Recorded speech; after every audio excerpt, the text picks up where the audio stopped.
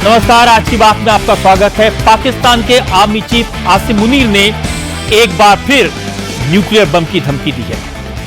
पाकिस्तान के field marshal ने कहा कि पाकिस्तान के पास मिसाइल्स की कमी नहीं है। अगर भारत ने सिंधु नदी पर डैम बनाए तो पाकिस्तान हमला करके डैम तोड़ देगा।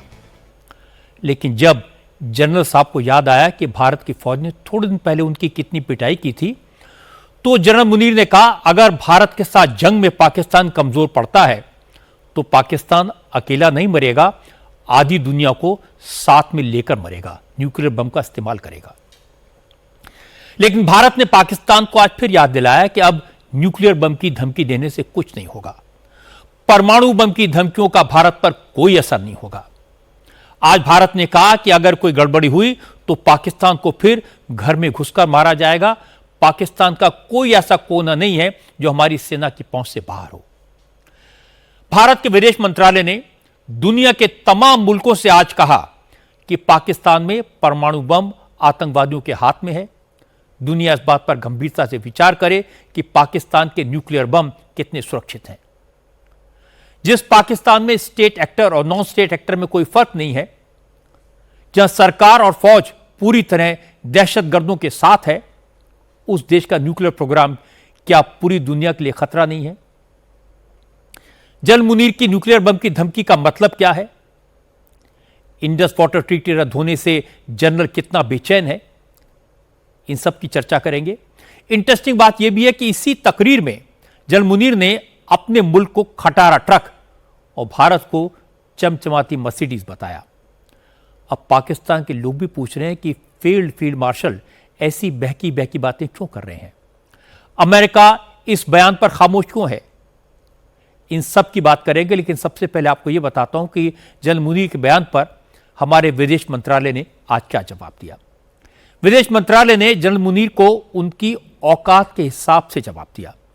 एक छोटा सा लिखित बयान जारी किया गया जिसमें विदेश मंत्रालय के प्रवक्ता ने कहा, जनरल मुनीर के बयान के बाद दुनिया को इस बात की चिंता करनी चाहिए कि पाकिस्तान के परमाणु हथियार कितने सुरक्षित हैं।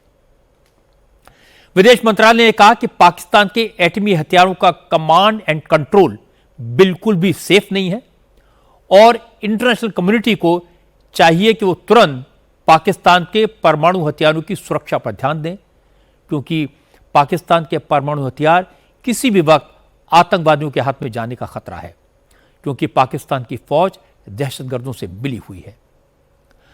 पाकिस्तान के एटमी हथियारों के जखीरे पर वहां की फौज का कंट्रोल है। ऐसे में हथियार कभी भी आतंकवादियों के हाथ में पड़ सकते हैं और यह पूरी दुनिया के लिए बहुत खतरनाक होगा। हालांकि हमारे विदेश मंत्रालय ने यह भी क्लियर कर दिया कि भारत पर पाकिस्तान के न्यूक्लियर ब्लैकमेल का अब कोई फर्क नहीं पड़ने वाला। भारत अपनी सुरक्षा के लिए हर जरूरी कदम उठाएगा। भारत को यह बयान इसलिए जारी करना पड़ा क्योंकि पाकिस्तान के आर्मी चीफ आसिम मुनीर ने भारत को परमाणु बम से उड़ाने की धमकी दी है। आसिम मुनीर ने कहा कि पाकिस्तान एक एटमी ताकत है और अगर उसके अस्तित्व के लिए कोई खतरा होगा, अगर पाकिस्तान को लगेगा अब वो नहीं बचेगा, तो फिर वो एटम बम से आधी दुनिया में तबाही मचा देगा। मुनीर ने यह भी कहा कि अगर भारत ने इंडस वाटर ट्रीटी के खिलाफ कोई नया डैम बनाया तो पाकिस्तान उस डैम को मिसाइल से तबाह कर देगा। हालांकि आसिम मुनीर इस तरह की लफाजी पहले भी करते रहे हैं, पहले भी इस तरह की वो बंदर धमकी देते रहे हैं, लेकिन हैरानी की बात है कि इस बार आसिम मुनीर ने यह बयान पाकिस्तान में नहीं बल्कि अमेरिका की धरती से दिया। आसिम मुनीर 2 महीने के अंदर दूसरी बार अमेरिका पहुंचे हैं, जहां वो अमेरिका के आला अधिकारियों से, आर्मी के जनरल से मीटिंग कर रहे हैं। मुनीर ने अमेरिका के joint chief of staff committee के चेयरमैन जनरल डैन कैन से मुलाकात की। मुनीर अमेरिकी फौज की सेंट्रल कमांड के जनरल माइकल कुरीला के रिटायरमेंट के फंक्शन में शामिल हुए। कमांडर के तौर पर general Michael Kurilla south Asia, middle east और सेंट्रल एशिया में अमेरिकी फौज की कमान संभाल रहे थे। फ्लोरिडा में जनरल कुरीला के रिटायरमेंट फंक्शन में शामिल होने के बाद आसिम मुनीर ने तांपा शहर के ग्रैंड हयात होटल में पाकिस्तानी मूल के लोगों से मुलाकात की। इस मीटिंग में जो लोग शामिल हुए उनका मोबाइल फोन, कैमरे और दूसरे गैजेट्स बाहर रखवा दिए गए थे। किसी को कोई इलेक्ट्रॉनिक डिवाइस अंदर ले जाने की परमिशन नहीं थी। लेकिन इस प्रोग्राम में शामिल होने वालों ने बाद में बताया कि आसिम मुनीर ने भारत को एटम बम की धमकी दी। आसिम मुनीर ने अमेरिका में पाकिस्तानी ओरिजिन के लोगों के सामने ऑपरेशन सिंदूर का जिक्र किया। दावा किया उन्होंने ऑपरेशन बुनियान उन मरसूस के जरिए भारत को करारा जवाब दिया। मुनीर ने कहा इस बार तो एटम बम का इस्तेमाल करने की नौबत नहीं आई, लेकिन अगर फ्यूचर में कभी भी पाकिस्तान को अपने सर्वाइवल पर खतरा दिखेगा तो वो एटम बम का इस्तेमाल करने से नहीं डरेगा। मुनीर ने कहा अगर पाकिस्तान को यह लगा वो तबाह होने जा रहा है तो फिर वो एटम बम चलाकर आधी दुनिया को तबाह कर डालेगा। इतना ही नहीं, पाकिस्तान के आर्मी चीफ ने भारत के डैम उड़ाने की भी धमकी दी। ओवरसीज पाकिस्तानियों को एड्रेस करते हुए मुनीर ने कहा कि भारत ने इंडस वाटर ट्रीटी को सस्पेंड कर दिया है, लेकिन भारत को यह समझना चाहिए कि सिंधु नदी का पानी उसकी पर्सनल प्रॉपर्टी नहीं है। सिंधु और उसकी सहयोगी नदियां भारत की खानदानी संपत्ति नहीं है। मुनीर ने कहा कि अगर भारत ने इंडस वाटर ट्रीटी के खिलाफ जाकर कोई नया बांध बनाया तो फिर पाकिस्तान 10 मिसाइल से बांध को उड़ा देगा। मुनीर ने कहा अल्लाह के करम से पाकिस्तान के पास मिसाइल की कमी नहीं है। पाकिस्तान के आर्मी चीफ का भारत ने तो कड़ा जवाब दिया ही है, लेकिन मजे की बात है कि पाकिस्तान के लोग भी मुनीर के इस बयान का विरोध कर रहे हैं। पाकिस्तान के वजीर आजम के पूर्व एडवाइजर शहबाज गिल ने कहा कि उनके आर्मी चीफ ने बेहद गैर जिम्मेदाराना बयान दिया है। अब दुनिया इसका नोटिस लेगी और पाकिस्तान के एटमी हथियारों को अपने कंट्रोल में लेने की कोशिश करेगी। उन्होंने वार्निंग और थ्रेट्स इंडिया को जारी किए, वो पहले सुन लीजिए। बहुत ही खतरनाक, जो उन्होंने सबसे खतरनाक जुमला कहा, जिसके बाद मैं ये समझता हूं कि दूसरे लफ्जों में उन्होंने पाकिस्तान के एटमी प्रोग्राम को बहुत बड़ी मुसीबत में डाल दिया। उन्होंने तकरीर में कहा we are a nuclear nation, if we think we are going down we will take half the world down with us. हम एक एटमी ताकत हैं, अगर हम पर हमला हुआ और हमें लगा कि हम नीचे जा रहे हैं, मतलब कि हम तबाह हो रहे हैं या हमें नुकसान हो रहा है, तो हम आधी दुनिया को साथ लेकर जाएंगे, मतलब कि आधी दुनिया को तबाह कर देंगे। ये फील्ड मार्शल साहब ने अमेरिका की सरजमीन पर खड़े होकर कहा है। अब ये एक जुमला कहना और एक चीफ ऑफ आर्मी स्टाफ की तरफ से कहना जिसके पास न्यूक्लियर के बटन है, वो ये कहे कि अगर हमें कुछ हुआ तो हम साथ आधी दुनिया तबाह कर देंगे, तो इससे जो आधी दुनिया है वो क्या सोचना शुरू करेगी, और फिर ये भी ना पता हो कि कौन से वाली आधी, तो इसका मतलब पूरी दुनिया ही ये सोचना शुरू कर देगी क्योंकि ये वाली आधी है, ये वाली किसी को नहीं पता कि इनका ऐसे ही फड्डा हो गया इंडिया के साथ, तो साथ ये हमें भी रगड़ देंगे, तो इनका तो बंदोबस्त करो पहले। इनसे ये न्यूक्लियर, ये खिलौना, ये उबाश किस्म के लोगों के हत्थे चढ़ गया है, इनसे ये वापस लो, ये तो किसी टाइम भी चला सकते हैं। बहुत ही खतरनाक, बहुत ही इररिस्पॉन्सिबल स्टेटमेंट। अगर वो यही स्टेटमेंट सिर्फ इंडिया की हद तक देते कि अगर इंडिया हम पर हमला करेगा तो हम तो डूबेंगे सनम, तुझे भी ले डूबेंगे, मतलब कि इंडिया भी हमारे साथ ही नीचे जाएगा, तो कोई मसला नहीं था। लेकिन ये जो उन्होंने इससे आगे चले गए, ये उन्होंने डबल डाउन, क्या पता नहीं 10th डाउन किया है, कि उन्होंने कहा कि आधी दुनिया ही साथ तबाह कर देंगे। इससे जो फनेटिक आइडिया है उनकी तमाम बातचीत के अंदर, उसको दुनिया नोटिस भी करेगी, लिखेगी भी, और हमारा बंदोबस्त करने का आज से कोई ना कोई प्लान भी बनाएगी। पाकिस्तानी फौज के पूर्व अफसर भी आसिम मुनीर के इस बयान को पाकिस्तानी फौज की कमजोरी करार दे रहे हैं। पाकिस्तानी फौज के रिटायर्ड मेजर आदिल राजा ने कहा मुनीर ने एटम बम चलाने की धमकी ऐसे दी है जैसे वो कोई सुतली बम हो, जिसका मनाया वो आग लगाकर दुश्मन की तरफ फेंक देगा।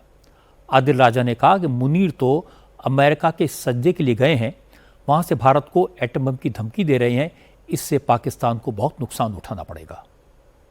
कल अमेरिका के अंदर उन्होंने कहा है कि हम पूरी दुनिया उड़ा देंगे। बंद कमरे में इसने मोबाइल फोन बाहर रखवा के बयान क्या दिया है, जो कि बाहर लोगों से आ रहा है कि हम हमारे पास बम है, हम बम मारेंगे, हम आधी दुनिया तबाह कर देंगे अगर हमें कोई बम मारेगा, अगर हमें कोई धमकी देगा तो हम बहुत बड़ी बला है।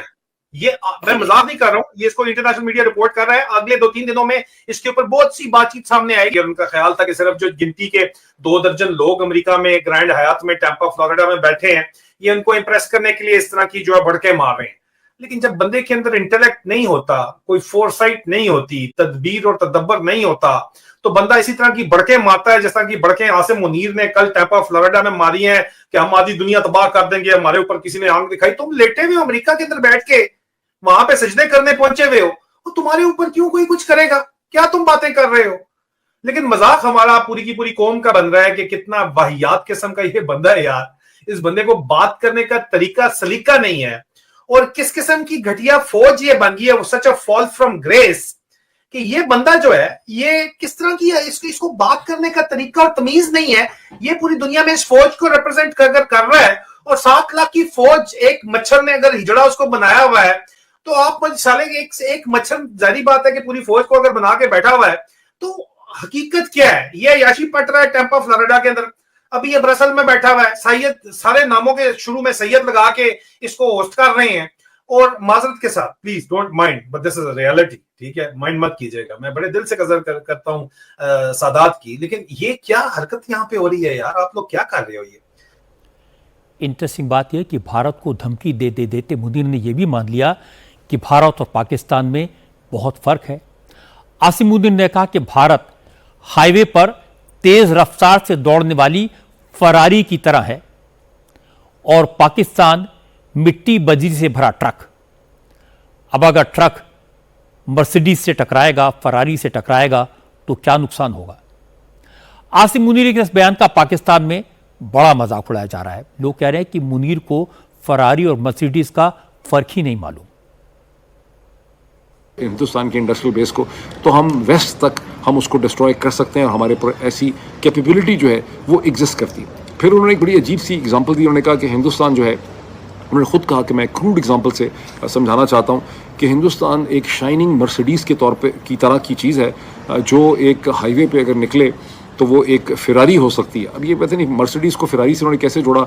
मर्सिडीज़ एक बहुत ही जो है डिफरेंट किस्म की गाड़ी है, ये डिफरेंट किस्म का ब्रांड है, और फिरारी एक टोटली डिफरेंट स्पोर्ट्स व्हीकल है जो 1930-40 से मैन्युफैक्चर हो रही है इटली से, और दोनों के कंज्यूमर भी बड़े डिफरेंट हैं, यूज़ करने वाली बड़े डिफरेंट हैं। मर्सिडीज़ की और रेपुटेशन है, फिरारी की और रेपुटेशन। बहरहाल जनरल आसिम मुनीर ने कहा कि हिंदुस्तान एक शाइनिंग मर्सिडीज़ है जो एक हाईवे पर निकलेगा तो फिरारी की तरह वो दौड़ सकता है, और Pakistan on the other hand एक ग्रेवल का, जिसमें आपने बजरी भरी होती है उस किस्म का एक ट्रक है। तो आप अंदाज़ा लगा सकते हैं कि ग्रेवल के एक ट्रक के साथ एक फिरारी या शाइनिंग मर्सिडीज़ का जब टकराव होगा, ये टक्कर लगेगी, तो किसका किस किस्म का नुकसान होगा। ये उन्होंने बड़ी क्रूड एग्जांपल उन्होंने वहाँ पे दी, और खुद उन्होंने दी।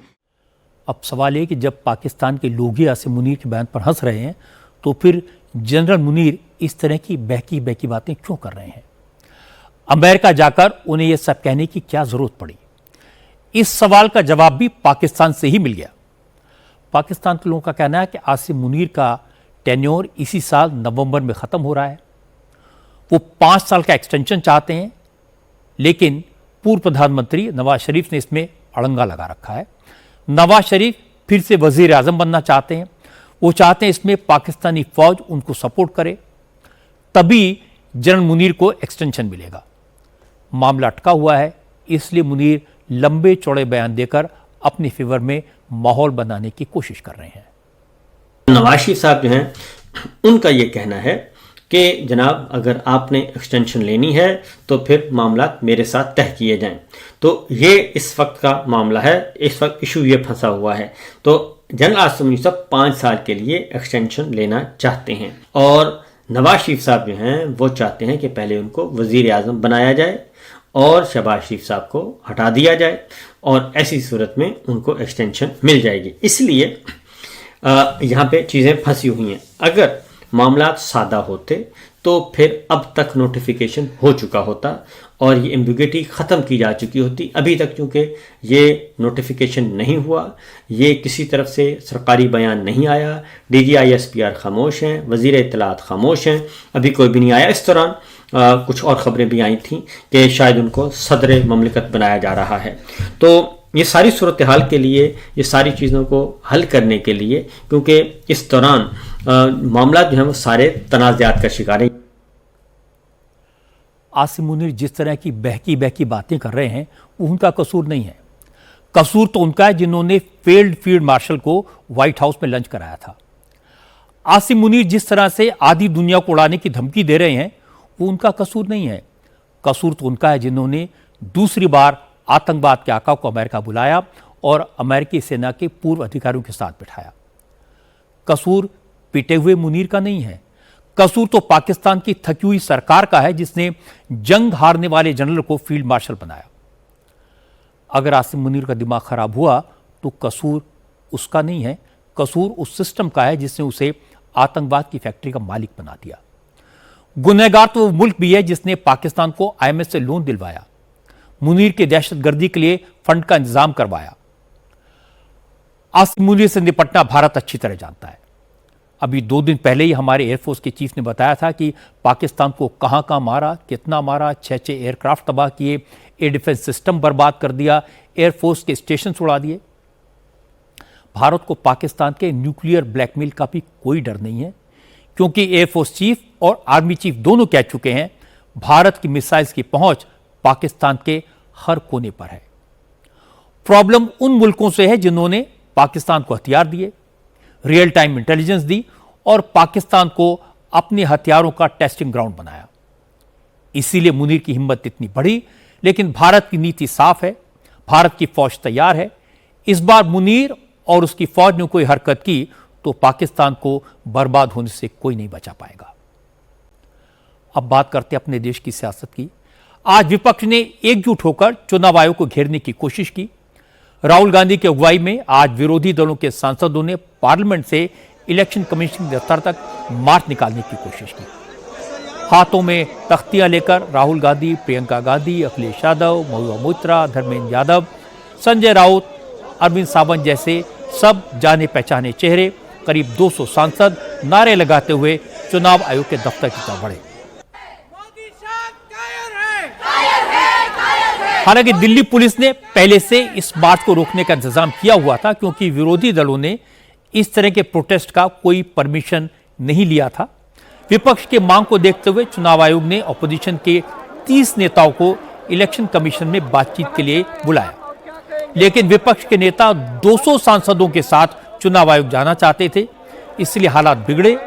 इसलिए पुलिस ने पार्लियामेंट परिसर के बाहर बैरिकेड लगाकर विपक्षी सांसदों को रोकने की कोशिश की। पुलिस अफसरों ने नेताओं को समझाया तो विरोधी दलों के नेता पुलिस से उलझ गए।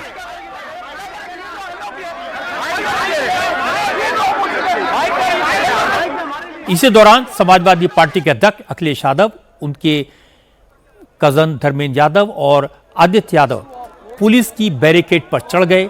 अखिलेश यादव बैरिकेड पर चढ़कर दूसरी तरफ कूद गए, फिर भी पुलिस ने रोका तो रोड पर ही बैठ गए। अखिलेश ने आरोप लगाया कि बीजेपी चुनाव आयोग की मदद से वोटर लिस्ट में हेराफेरी कर रही है, वोटों की चोरी कर रही है। अखिलेश ने कहा कि यूपी में पिछले साल बाईपोस्ट से पहले 18,000 लोगों के नाम वोटर लिस्ट से हटाए गए। उन्होंने एफिडेविट के साथ इसकी शिकायत चुनाव आयोग से की थी, लेकिन कोई एक्शन नहीं हुआ। इसलिए अब सड़क पर उतरने के अलावा कोई रास्ता नहीं है। अगर ये वोट रोक रहे हैं और जनता का वोट रोक रहे हैं तो हम जनता का वोट बचाने के लिए कूद रहे हैं। जनता का वोट बचे इसलिए मैं चुनाव आयोग आया हूं। कम से कम चुनाव आयोग उन पे कार्रवाई करे जिन लोगों ने वोट काटे हैं। मैंने खुद 18,000 जो डिलीटेड वोट थे उनको मैंने दिया है। जो 18,000 डिलीटेड वोट थे उसकी सूची दी। चुनाव आयोग ने एफिडेविट मांगा, हमने एफिडेविट दिया, लेकिन उत्तर प्रदेश की सरकार ने मिलकर के चुनाव आयोग को गुमराह किया। चुनाव आयोग गुमराह हुआ और किसी पे कार्रवाई नहीं हुई। सरकार अगर शामिल हो वोट कटवाने में, डिलीटेड वोट अगर कोई अधिकारी करे तो उसके खिलाफ कार्रवाई हो। हालांकि दिल्ली पुलिस ने विपक्ष के सांसदों को आगे नहीं बढ़ने दिया। सबको हिरासत में लेकर पार्लियामेंट स्ट्रीट पुलिस स्टेशन ले जाया गया। गाड़ी में बैठने के बाद राहुल गांधी और प्रियंका गांधी ने चुनाव आयोग पर हमला बोला।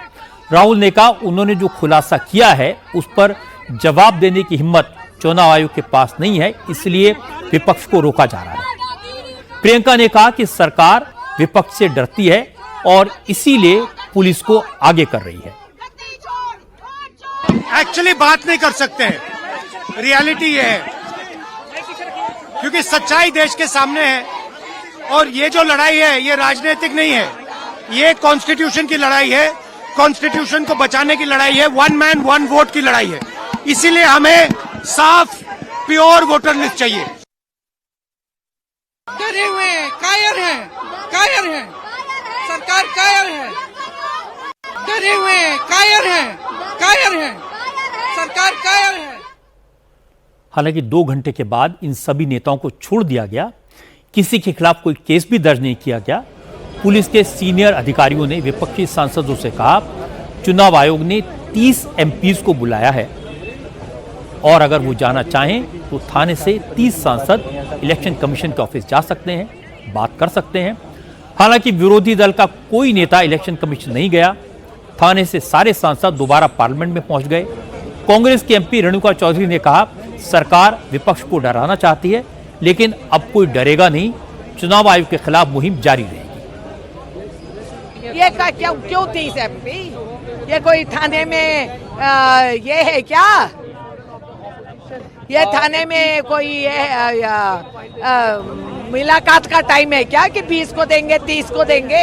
ये कौन होते हैं? सारे ऑपोजिशन एकजुट में जा रहे मेमोरेंडम देने। ये बुजदिल कायर नालायक सरकार। देखिए कदम कदम पे इनकी एक्शन पे हमारी रिएक्शन होगी। हमको ये हमारा फर्ज है कि जमहूरियत लोकतंत्र में हम आम जनता को हम साथ दें, हम उनके आवाज बुलंद रखें, हम पार्लियामेंट में वो सवाल उठाएं, क्योंकि उनका संविधान का दिया हुआ हक को छीना जा रहा है। ये कोई मेहरबानी या इनकी जायदाद का हिस्सा कुछ नहीं दे रहे हमें, तो इसीलिए हम सवाल कर रहे हैं। बुजदिल कायर निकम्मा सरकार पुलिस के फौज को रख के हमें डरा रहे हैं। कोई उनको समझ में आने दो। अब मैं आपको सरकार का पक्ष सुनवाता हूं। सरकार ने साफ साफ कहा कि विपक्ष चर्चा से भागने के लिए हंगामा कर रहा है। अब सरकार विपक्ष के आगे झुकेगी नहीं, सदन की कार्रवाई अब स्थगित नहीं होगी।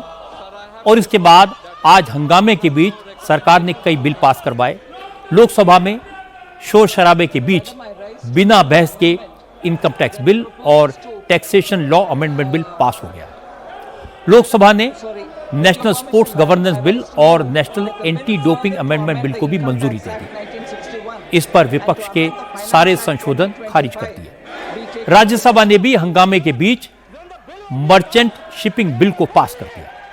लोकसभा इस बिल को पहले ही पास कर चुकी थी। इसके अलावा राज्यसभा में गोवा विधानसभा में आदिवासियों को रिजर्वेशन देने का बिल भी पास कर दिया गया। यह बिल भी 5 अगस्त को लोकसभा से पास हो चुका था। आज राज्यसभा ने मणिपुर के बजट को भी मंजूरी दे दी। अब विपक्षी सांसद रिहा होकर सदन में जब पहुंचे, उस वक्त मणिपुर के बजट पर चर्चा हो रही थी, लेकिन सदन में पहुंचते ही मल्लिकार्जुन खड़गे ने विरोधी दलों के सांसदों से बदसलूकी का मुद्दा उठाया।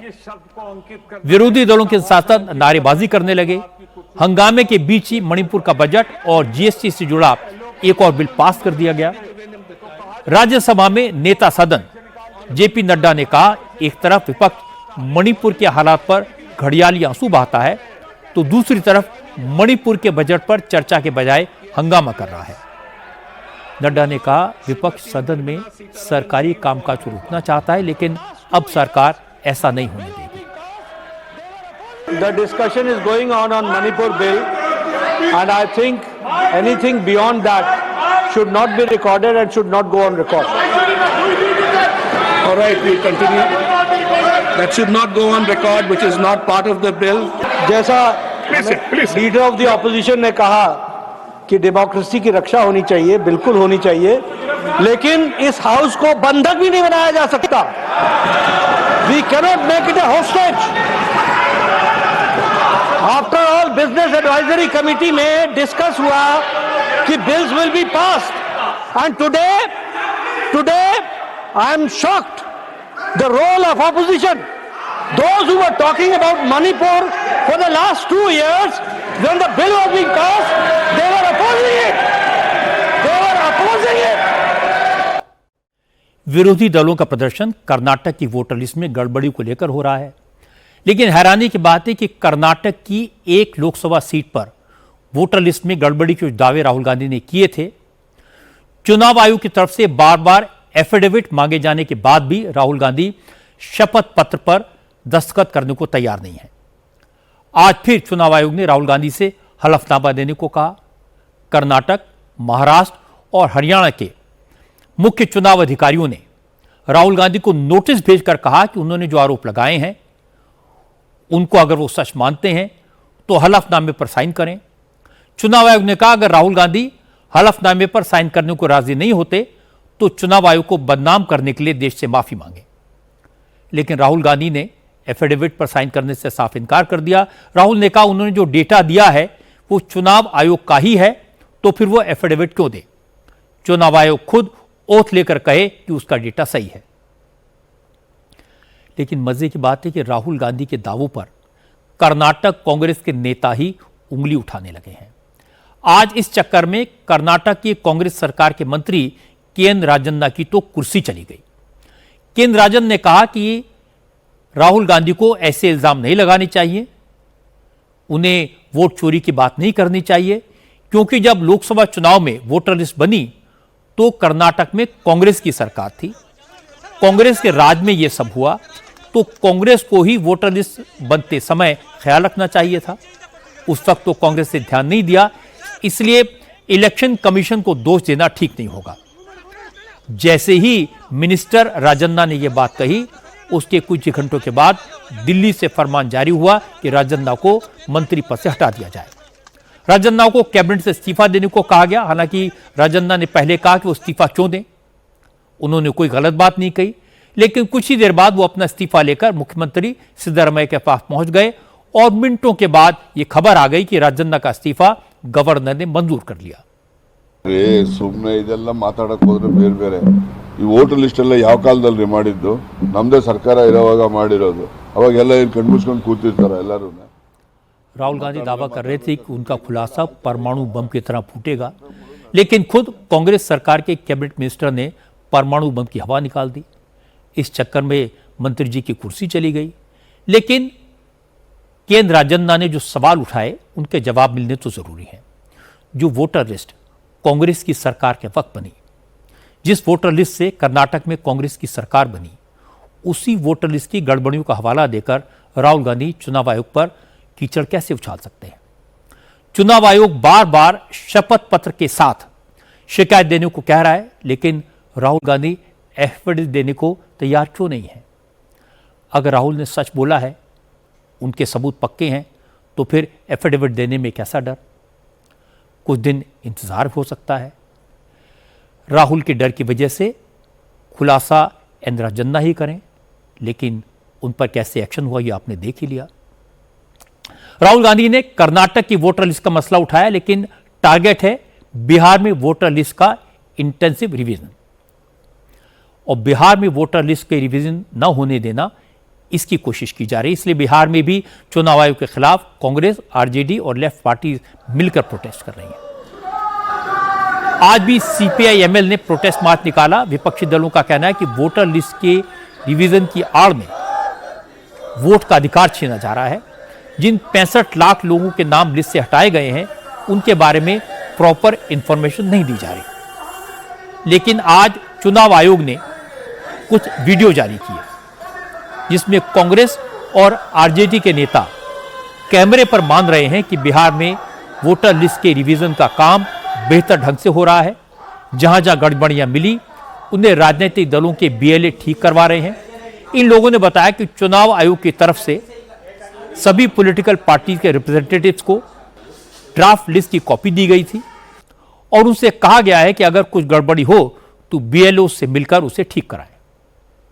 जिन मतदाताओं की उन सूची से नाम काटा गया है या जो कट गए हैं, उनकी भी एक सूची उपलब्ध कराई गई है।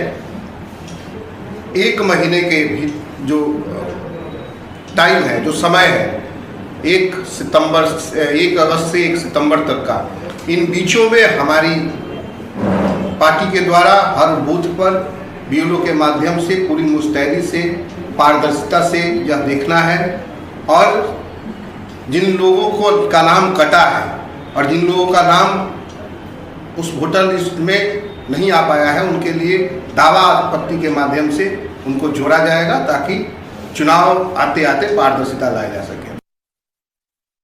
एसआईआर के बाद जो सूची आई, वो सारी सूची को, पूरे जिला की 10 विधानसभा की सूची को उपलब्ध उन्होंने कराया। साथ ही साथ उन्होंने वैसी भी सूची उपलब्ध कराई जो जिनका नाम नहीं चढ़ा है वो फॉर्म लिए हैं, फॉर्म वापस नहीं किए हैं, तो उसकी हम लोग जांच करके हम लोग भी सहयोग करेंगे, जांच करके वोटर का नाम जुड़वाने का काम करेंगे।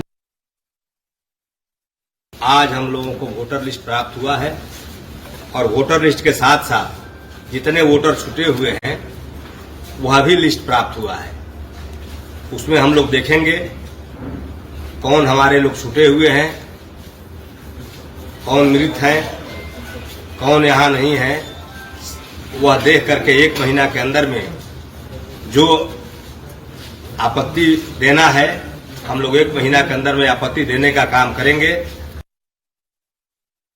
आप जो ड्राफ्ट रोल बनाने के लिए जो प्रक्रिया अब तक अपनाई गई है और जिले में जो BLOs के माध्यम से जो कार्य किया गया है अभी तक, क्या आप उससे सेटिस्फाइड है, संतुष्ट हैं? जी सेटिस्फाइड है, बहुत अच्छा काम हुआ। जो गणना प्रपत्र जिनके हम लोगों को अब तक प्राप्त नहीं हुए हैं उन सभी लोगों की सूची आपके साथ समय समय पर साझा की गई है? जी साझा की है समय समय। क्या आपको यह जानकारी दी गई है कि जिन लोगों का अगर जो ड्राफ्ट रोल है उसमें अगर नाम नहीं आया है तो अभी उनका फॉर्म 6 भर के उनका नाम आज की डेट में जोड़ा जा सकता है? जी हमको जानकारी मिली है कि फॉर्म 6 के माध्यम से नाम जोड़ा जा सकता है। बिहार में वोट रिवाइज करने के मुद्दे पर सारे विरोधी दल एक हैं। सारे विरोधी दल एक ही तरह की बात कह रहे हैं कि लोगों के वोट काटे जा रहे हैं। लेकिन पहली बार इलेक्शन कमीशन प्रोएक्टिव रोल में नजर आया। पहली बार इलेक्शन कमीशन ने विरोधी दलों के नेताओं के ही वीडियो जारी कर दिए जो वोटर लिस्ट के रिवीजन को सही बता रहे हैं। BLO के साथ मिलकर उन लोगों के नाम वोटर लिस्ट में जुड़वाने में लगे हैं जिनके नाम काटे गए हैं। अब विरोधी दलों के नेताओं की जिम्मेदारी है वो ये बताएं कि जो नाम काटे गए हैं उनमें से कौन से नाम गलत हैं, कौन से नाम सही हैं, और फिर इलेक्शन कमीशन की जिम्मेदारी है कि उस लिस्ट को सही करे और जनता का विश्वास हासिल करे। अब बात करते हैं उत्तर प्रदेश की। आज उत्तर प्रदेश के फतेहपुर में एक मकबरे को लेकर हंगामा हुआ। असल में नवाब अब्दुल समद के मकबरे को हिंदू पक्ष के लोग ठाकुर जी का मंदिर बता रहे हैं। उनका दावा है कि मुगल काल में मंदिर को तोड़कर मकबरा बनाया गया। विश्व हिंदू परिषद और बजरंग दल ने आज इस मकबरे के शुद्धिकरण और वहां आरती करने का कार्यक्रम तय किया था। प्रशासन को इस बात की जानकारी थी। प्रशासन ने मकबरे से 3 किलोमीटर दूर बैरिकेड लगा दिए थे। मकबरे के आसपास भी सिक्योरिटी कड़ी कर दी गई थी। आसपास के जिलों की फोर्स भी तैनात की गई थी।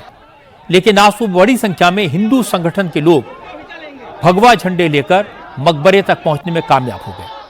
कुछ लोग मकबरे के अंदर पहुंचकर नारेबाजी करने लगे, कुछ सीढ़ी लगाकर छत पर चढ़ गए, मकबरे के ऊपर भगवा झंडा फहराया, मकबरे के कंपाउंड में बनी एक मजार को तोड़ने की कोशिश की। यह मकबरा अबू नगर इलाके में है जहां बड़ी तादाद में मुस्लिम आबादी है। जैसी खबर फैली मुस्लिम समाज के लोग भी वहां जमा हो गए, उन्होंने पथराव कर दिया। हालांकि पुलिस ने सख्ती के साथ हालात को काबू किया और अब उन लोगों के खिलाफ FIR दर्ज की गई है जिन्होंने जानबूझकर माहौल को खराब करने की कोशिश की। जो लोग इसमें शामिल थे उन लोगों को पहचान करके उन लोगों के खिलाफ एक FIR कोतवाली थाने में दर्ज की गई है। जो 10 लोग इसमें नेम्ड हैं और 150 लोग करीब इसमें अज्ञात हैं। वीडियो फुटेज के माध्यम से उनकी पहचान करने का प्रयास किया जा रहा है। शीघ्र ही उनकी गिरफ्तारी सुनिश्चित की जाएगी। उन लोगों के द्वारा शांतिपूर्वक तरीके से अपनी यहाँ पे कार्यक्रम करने की बात कही गई थी, लेकिन जब वो लोग बैरिकेडिंग तोड़ने लग गए, जो कि हम लोगों के द्वारा लगाया गया था पूर्वानुमान करके, तब फोर्स का इस्तेमाल करके उनको पीछे किया गया और उनको यहाँ से बाहर किया गया। हम लोगों की फोर्स जो है वहाँ सर्किट हाउस पे भी लगी थी, वहीं यहाँ पे उनके द्वारा जब उधर से यहाँ चले तो फिर हमने उनके रास्तों में कई जगहों पे रोकने का प्रयास किया। उसी क्रम में कुछ लोग साइड से निकल के यहाँ तक आने में सफल हो गए। अब मैं आपको उस कंट्रोवर्सी का बैकग्राउंड बता देता हूँ।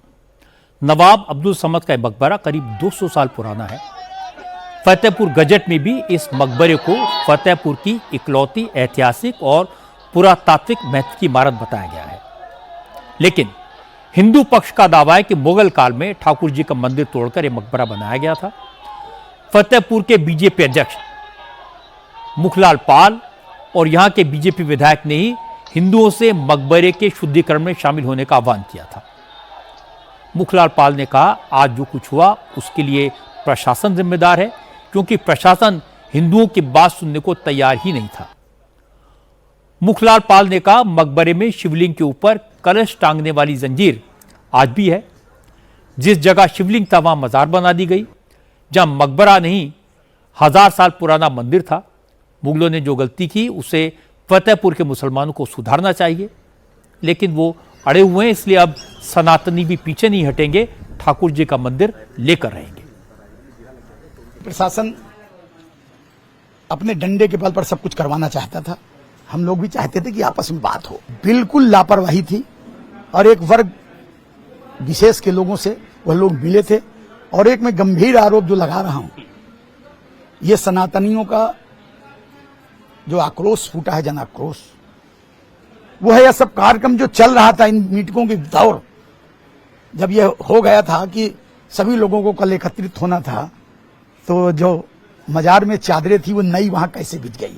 जब पुलिस प्रशासन लगी थी तो वो नई चादरें कैसे, इससे संदेह होता है कि एक वर्ग विशेष लोगों को लोग सांठगांठ किए। ये प्रशासन का काम है, वो अपना करे। जो सनातनी यह करके मन में सोच के गया होगा तो वो जेल जाने में क्यों डरेगा। जो लोग भी इस विषय को और तूल देना चाहते हैं, मैं उनसे कहूंगा कि सनातन की जनभावनाओं को मत छेड़ो, मत कुरोदो, थोड़ा शांति रखो। जो आपके बुजुर्गों ने गलती की है उसको स्वीकारो। लेकिन राष्ट्रीय मुस्लिम उलेमा काउंसिल के लोग दस्तावेज दिखाकर अपना पक्ष रख रहे हैं। उनका कहना है कि सरकारी दस्तावेज में ये जमीन मकबरे के नाम पर दर्ज है, इसलिए आज जिन लोगों ने हंगामा किया उन्हें गिरफ्तार किया जाए, वरना उलेमा काउंसिल भी आंदोलन करेगी।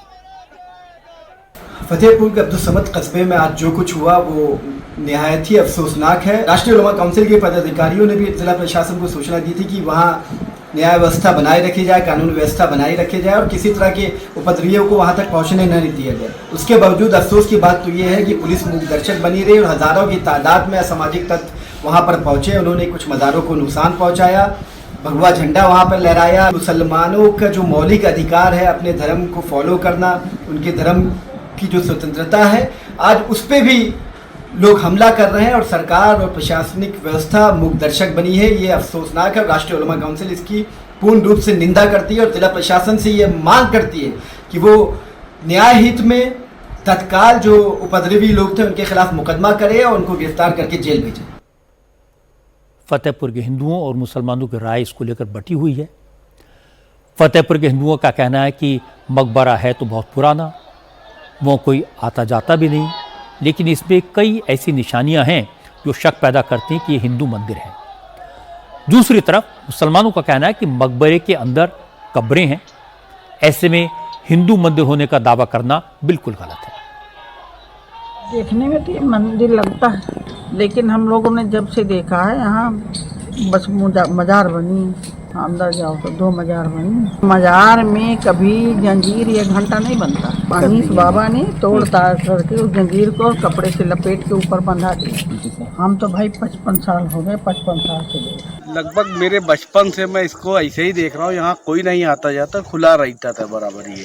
पिछले 10-15 सालों से यहाँ पे एक अनीस बाबा बैठा करते थे, वो झाड़ फूंक किया करते थे।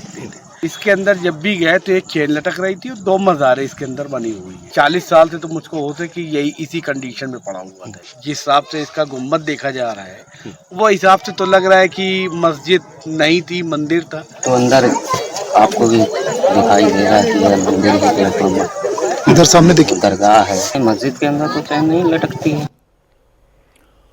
हो सकता है कि सैकड़ों साल पहले फतेहपुर का ये मकबरा मंदिर को तोड़कर बनाया हो सकता है मुगल काल में ठाकुर जी के मंदिर को तोड़ा गया हो। इससे हिंदुओं की भावना आहत होना लाजमी है, लेकिन मुझे लगता है कि सभी हिंदू संगठनों को आरएसएस प्रमुख मोहन भागवत की वो बात याद रखनी चाहिए कि हर मस्जिद के नीचे शिवलिंग खोजना ठीक नहीं है। मुझे लगता है कि सैकड़ों साल पुराने जख्मों को कुरेदने से कुछ नहीं मिलेगा, ये समाज के लिए अच्छा नहीं है। आज यूपी असेंबली में भी हंगामा हुआ। विधानसभा के मॉनसून सेशन की शुरुआत समाजवादी पार्टी के विधायकों के हंगामे से हुई। विधानसभा के बाहर पहले प्रदर्शन हुआ, नारेबाजी हुई। मॉनसून सेशन सिर्फ 4 दिन का है। खास बात यह है कि 13 अगस्त सुबह 11 बजे से लेकर 14 अगस्त को 11 बजे तक 24 घंटे सदन नॉन स्टॉप चलेगा। इस दौरान यूपी सरकार के विजन डॉक्यूमेंट 2047 पर चर्चा होगी। अखिलेश यादव ने आज सुबह ही से सरकार का पागलपन करार दे दिया। सदन की कार्रवाई शुरू होते ही नेता विपक्ष माता प्रसाद पांडे खड़े हो गए। उन्होंने कहा सरकार ने सिर्फ 4 दिन का सेशन बुलाया, इसमें भी सरकार का एजेंडा चलेगा तो विपक्ष की बात कैसे सुनी जाएगी। कौन सी बात किस वक्त कही जाए मान्यवर, इसके लिए इसके बाद माता प्रसाद पांडे ने अपने गोरखपुर विजिट का मुद्दा उठाया। कहा गोरखपुर में कुछ लोगों ने उन पर हमला किया, उन्हें चोट पहुंचाने की कोशिश की। मुख्यमंत्री इस मामले की जांच कराएं क्योंकि यह हमला लोकतंत्र पर हमला है। मुख्यमंत्री के विधानसभा क्षेत्र में दुकानें गिराई जा रही थी। वहां के कुछ लोग आए, हमारे राष्ट्रीय नेता से मिले। उन्होंने हमें कहा कि आप जाइए, उनसे मिलिए, उनकी क्या समस्याएं हैं सुन के आके हमको बताइए। मैं संभल जाना चाहता था, आपने रोक दिया, मैं रुक गया। बहराइच जाना चाहता था, आपने रोक दिया, मैं रुक गया। आपके पार्टी के कार्यकर्ता वहां खड़े होकर के भटे भले नारे लगा रहे थे, रोक रहे थे। इसके बाद फिर वहां हमारे साथ अभद्र व्यवहार हुआ। लोकतंत्र में अगर मुख्यमंत्री के क्षेत्र में और मुख्यमंत्री के पार्टी के लोग इस तरह से किसी नेता के साथ करेंगे तो लोकतंत्र कैसे जीवित रहेगा। लोकतंत्र को बचाने की जिम्मेदारी आपकी है। जैसे ही माता प्रसाद पांडे ने लोकतंत्र की बात की तो योगी ने इसे पकड़ लिया और फिर करारा जवाब दिया। विपक्ष के नेताओं को समझ में नहीं आया कि अब इस पर कैसे रिएक्ट करें। समाजवादी पार्टी और लोकतंत्र ये नदी के 2 अलग अलग छोर हैं। इनका अरे सुनिए ना, लोकतंत्र में कब से विश्वास हो गया है। इनके मुंह से ये शब्द शोभा नहीं देते हैं। स्वाभाविक रूप से संभल में जो नंग तांडव इन्होंने समाजवादी पार्टी सरकार के समय किया था, आज जब वहां पर उसका शुद्धिकरण का अभियान चल रहा है तो अगर आपको हवन डालना है तब तो ठीक बात है, लेकिन अनावश्यक रूप से हर एक जगह न्यूसेंस क्रिएट करना, अपनी नकारात्मकता से उस क्षेत्र के विकास को अवरुद्ध करना, संभल हो, बहराइच हो या गोरखपुर। पांडे जी, आप तो इतने वरिष्ठ हैं, लोग आपको अनावश्यक रूप से मोहरा बना करके आपके कंधे पर बंदूक रख करके, अब आपको कम से कम इस उम्र में इस बात का ध्यान रखना चाहिए कि इस उम्र में सब नहीं होने देना चाहिए। आपके 3 दिन पहले मैं स्वयं उस विरासत गलियारे का दौरा किया था, मालूम है ना। मैं एक व्यापारी से बात किया था, वहां पर उस कंजेशन को दूर करके आज सड़क बनाई जा रही है और एक व्यक्ति, एक व्यापारी को कंपनसेशन देने की बात 3 दिन पहले मैंने स्वयं उस क्षेत्र का दौरा करने की बात की थी। उसके बाद राजनीति करने के लिए आप गए थे। भारतीय जनता पार्टी ने नहीं बल्कि गोरखपुर के व्यापारियों ने आपका विरोध किया और व्यापारियों ने इस चीज का विरोध किया था कि भाई आप वहां बिना बुलाए मेहमान आकर के टपक पड़े हैं, विघ्न बाधा पैदा कर रहे हैं, ये नहीं होना चाहिए। अरे वो तो आपका सम्मान किया व्यापारियों ने। अगर कोई और होता तो बहुत कायदे से उनको सही ढंग से जवाब भी देते, ये मैं विश्वास के साथ कह सकता हूं, क्योंकि समाजवादी पार्टी से उम्मीद की ही नहीं जा सकती है कि वे सुरक्षा की बात करेंगे और अच्छा विकास का कार्य कर सकेंगे। योगी आदित्यनाथ बार बार कहते हैं कि अपनी तरफ से हम छेड़ेंगे नहीं, अगर कोई छेड़ेगा तो उसे छोड़ेंगे नहीं। आज योगी के जवाब से समाजवादी पार्टी को इसी का प्रदर्शन देखने को मिला। आज दिल्ली के नए एमपीज के लिए एक अच्छी खबर आई। अब उन्हें होटल्स में नहीं रहना पड़ेगा, छोटे फ्लैट से मुक्ति मिल जाएगी। अब नए सांसदों को चुनाव के तुरंत बाद दिल्ली में सरकारी फ्लैट्स मिल जाएंगे, क्योंकि सेंट्रल दिल्ली में सांसदों के लिए 184 घर बनकर तैयार हो गए हैं। आज प्रधानमंत्री नरेंद्र मोदी ने इन फ्लैट्स का इनॉग्रेशन किया। बाबा खड़क सिंह मार्ग पर बने ये सभी फ्लैट्स टाइप 7 के मल्टी स्टोरी अपार्टमेंट हैं। ग्रीन टेक्नोलॉजी की मदद से बने फ्लैट्स पूरी तरह एनवायरमेंट फ्रेंडली हैं। हर फ्लैट में करीब 5000 स्क्वायर फीट कारपेट एरिया है।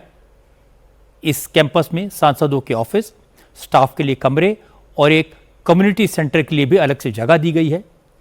प्रधानमंत्री नरेंद्र मोदी ने आज जब इन फ्लैट्स का उद्घाटन किया तो यहां कैंपस में सिंदूर का एक पौधा भी लगाया और इस फ्लैट्स को बनाने वाले वर्कर से भी मुलाकात की, उनके अनुभव सुने। इसके बाद मोदी ने एक कार्यक्रम को संबोधित किया जिसमें लगे हाथ विरोधियों पर चुटकी भी ले ली। मोदी ने कहा इस बिल्डिंग में 4 टावर्स हैं, कृष्णा, गोदावरी, कोसी और हुगली, जो भारत की 4 नदियों के नाम पर हैं। लेकिन कुछ लोगों को कोसी शब्द में नदी नहीं दिखेगी बल्कि बिहार का चुनाव नजर आएगा। ऐसे लोगों का तो कुछ नहीं किया जा सकता। आज मुझे संसद में अपने सहयोगियों के लिए इस रेजिडेंशियल कॉम्प्लेक्स के उद्घाटन का अवसर मिला है। ये जो 4 टावर्स हैं, उनके नाम भी बहुत सुंदर है, कृष्णा, गोदावरी, कोसी, हुगली। भारत की 4 महान नदियां जो करोड़ों जनों को जीवन देती हैं, अब उनकी प्रेरणा से हमारे जनप्रतिनिधियों के जीवन में भी आनंद की नई धारा बहेगी। कुछ लोगों को परेशानी भी होगी, कोसी नदी देख रखा है नाम तो उनको कोसी नदी नहीं दिखेगी, उनको बिहार का चुनाव नजर आएगा। तो ऐसे छोटे मन के लोग जो होते हैं, उनकी परेशानियों के बीच भी मैं जरूर कहूंगा कि नदियों के नामों की परंपरा देश की एकता के सूत्र में हमें बांधती है। ये बात सही है कि दिल्ली में सांसदों के रहने के लिए जगह की कमी थी। चुनाव के बाद नए एमपीज को या तो होटल्स में रहना पड़ता था या फिर सरकारी गेस्ट हाउसेज में, और इस पर सरकार का बहुत खर्चा भी होता था। इसलिए सांसदों के लिए नए घरों की डिमांड तो काफ़ी पहले से हो रही थी, लेकिन पहले किसी ने इस पर ध्यान नहीं दिया। अब मोदी ने पहल की है, 184 फ्लैट्स बन गए हैं। और बड़ी बात यह है कि जब डीलिमिटेशन होगा, सांसदों की संख्या बढ़ेगी, इसलिए अभी से एमपीज के रहने का इंतजाम करने की जरूरत थी, इसके बारे में सोचने की जरूरत थी। दिल्ली और एनसीआर के इलाकों में स्ट्रे डॉग्स के बढ़ते हमलों की शिकायत पर आज सुप्रीम कोर्ट ने बड़ा आदेश दिया। जस्टिस जेबी पारदीवाला और जस्टिस आर महादेवन की डबल बेंच ने कहा कि दिल्ली सरकार, एमसीडी और एनडीएमसी तुरंत सभी इलाकों से स्ट्रे डॉग्स को पकड़ना शुरू करे। अदालत ने यह भी आदेश दिया कि अगर कोई सरकारी एजेंसीज के काम में रुकावट डालेगा तो उसके खिलाफ भी एक्शन लिया जाए, क्योंकि आम लोगों की सुरक्षा सबसे जरूरी है। असल में सुप्रीम कोर्ट ने स्ट्रे डॉग्स के हमलों के बढ़ते मामलों पर सो मोटो कॉग्निजेंस लेते हुए इस पर सुनवाई की। सुप्रीम कोर्ट ने 8 हफ्तों के भीतर 5000 स्ट्रे डॉग्स को पकड़ने का टारगेट दिया है। अथॉरिटी को इसके लिए शेल्टर होम बनाने को कहा गया है। कोर्ट ने कहा कि जिन डॉग्स को पकड़ा जाए उन्हें किसी भी हालत में वापस न छोड़ा जाए, इसके लिए बुनियादी ढांचा तैयार करना जरूरी है। कोर्ट ने एक हेल्पलाइन नंबर भी जारी किया, बनाने के लिए कहा, ताकि डॉग बाइट की शिकायत की जा सके और डॉग को तुरंत पकड़ा जाए। कोर्ट ने कहा कि अगर कोई इस काम में रुकावट डालता है तो उसे अवमानना यानी कंटेम्प्ट की कार्रवाई माना जाएगा।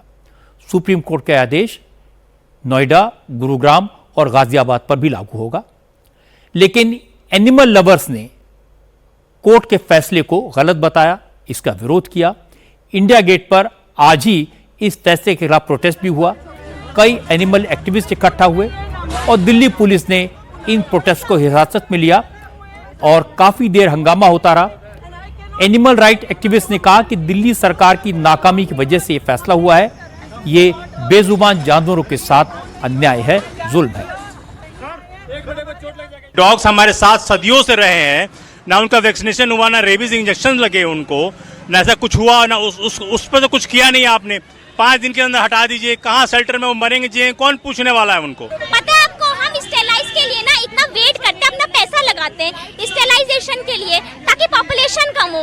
पैसा तो नहीं देते ये किसी चीज के लिए। कुत्तों ने आपका क्या बिगाड़ा? अगर एक कुत्ता काटता है तो उसको हटाइए, 50 कुत्तों को उसका क्यों हर्जाना भुगतना पड़ेगा? यहाँ गवर्नमेंट हॉस्पिटल नहीं चला सकते ढंग से, आप शेल्टर होम चलाएंगे कुत्तों के लिए? जो अपने लिए बात नहीं कर सकते उनके साथ ऐसा अन्याय नहीं करना चाहिए। सुप्रीम कोर्ट के फैसले को मेनका गांधी ने गलत बताया। उन्होंने कहा कि कोर्ट के आदेश को लागू कर पाना नामुमकिन है क्योंकि डॉग शेल्टर बनाने के लिए जमीन, ह्यूमन रिसोर्स का खर्च होगा, फंडिंग में करोड़ों रुपए लगेंगे, इसलिए ये फिजिबल है नहीं। मेनका गांधी ने कहा कि पहले सुप्रीम कोर्ट की डबल बेंच ने इसके उलट आदेश दिया था, इस बार भी डबल बेंच ने ही दूसरा आदेश दिया है। अब सुप्रीम कोर्ट ही ये बताए कौन सी बेंच का फैसला लागू होगा। ये लिखा है कि 2 महीने के अंदर अंदर उनको शेल्टर, उसका असल नाम है पाउंड में डालना पड़ेगा। अब उसके लिए पाउंड बनाने पड़ेंगे। अभी 3 लाख कुत्तों के लिए आपको 3000 पाउंड बनाने पड़ेंगे। एक पाउंड को बनाने में आपको लगेंगे 4-5 करोड़। 1.5 लाख लोगों को एम्प्लॉय करना पड़ेगा क्योंकि सफाई के लिए आप 5 करोड़ रुपए हफ्ते खर्चा करने के लिए तैयार हैं कुत्तों को खिलाने के लिए हर हफ्ते। तो एक तो ये नामुमकिन है। केवल कहना कि सारे कुत्तों को डालो पाउंड में, ये तो कोई राजा जैसे बोलता है ना कि पानी के लहरों को रोक दो, ये वही वाला जजमेंट है। मगर मैं एक और चीज कहना चाहती हूँ और वो ये है कि ये 2 बेंच का जजमेंट था, जो 2 बेंच का ऑर्डर था, 2 जजेस बैठे थे। इससे पहले सुप्रीम कोर्ट में 2 बेंच का ऑर्डर था जस्टिस माहेश्वरी का। तो क्या उनका चलेगा या इनका चलेगा? ये सही है कि स्ट्रे डॉग्स का मसला गंभीर है। देश में 6 करोड़ से ज्यादा स्ट्रे डॉग्स हैं। पिछले 1 साल में 37 लाख लोग डॉग बाइट का शिकार हुए। 54 बच्चों की मौत तो रिकॉर्ड पर है। अगर एक भी ऐसा वीडियो दिखाई देता है जिसमें 7-8 कुत्ते एक अकेले छोटे बच्चे को काट काट कर फाड़ते दिखाई देते हैं तो किसी का भी दिल रोएगा। कोई डॉग लवर भी इस बात को सपोर्ट नहीं करेगा कि किसी मां को अपना बच्चा डॉग बाइट की वजह से खोना पड़े। अब सवाल है कि सुप्रीम कोर्ट ने स्ट्रे डॉग्स को कंट्रोल करने का जो तरीका सुझाया है, क्या वो प्रैक्टिकल है, क्या वो ह्यूमन है, क्या वो सही है? डॉग लवर्स का कहना है कि शेल्टर्स हैं ही नहीं, ना शेल्टर्स का कोई प्लान है, ना लैंड है, ना फंड है। एनिमल वेलफेयर के लिए काम करने वालों का कहना है कि दिल्ली में 10 लाख स्ट्रे डॉग्स हैं, उन्हें रखने के लिए शेल्टर कहां से आएंगे? अगर शेल्टर बना लिए गए तो उन्हें चलाएगा कौन? कौन इस बात का ख्याल रखेगा कि शेल्टर में रहने वाले डॉग्स के साथ किसी तरह का कोई जुल्म तो नहीं हो रहा? उनका मानना है अगर प्रॉपर तरीके से शेल्टर बनाए जाएं, उन डॉग्स को ठीक तरीके से रखा जाए तो दिल्ली एनसीआर के इलाकों में इस पर 250 करोड़ रुपए का खर्चा आएगा हर महीने। ये फंड कहां से आएगा, कौन देगा, इसका जवाब नहीं है। मुझे लगता है कि पहले तो दोनों पक्षों को स्वीकार करना चाहिए कि स्ट्रे डॉग्स की वजह से प्रॉब्लम तो है, इसको लेकर पब्लिक में नाराजगी भी है, लेकिन इन डॉग्स के प्रति पैशन रखने वालों की भी कमी नहीं है। इसलिए रास्ता ऐसा निकाला जाए जिसमें बच्चों की सुरक्षा का ख्याल हो, लेकिन डॉग्स के प्रति कंपैशन भी हो। ऐसे हजारों लोग मिल जाएंगे जो अपने खर्च पर प्रॉपर शेल्टर बनाने के लिए, डॉग्स को फीड करने के लिए, खाना देने के लिए, उनका ध्यान रखने के लिए तैयार हो जाएंगे। ऐसे सब लोगों को इन्वॉल्व करने की जरूरत है। ये काम रातों रात नहीं हो सकता, कोई सरकार अकेले नहीं कर सकती, कोई एजेंसी नहीं कर सकती। इसमें सबको मिलकर, सबको सहयोग से काम करना होगा।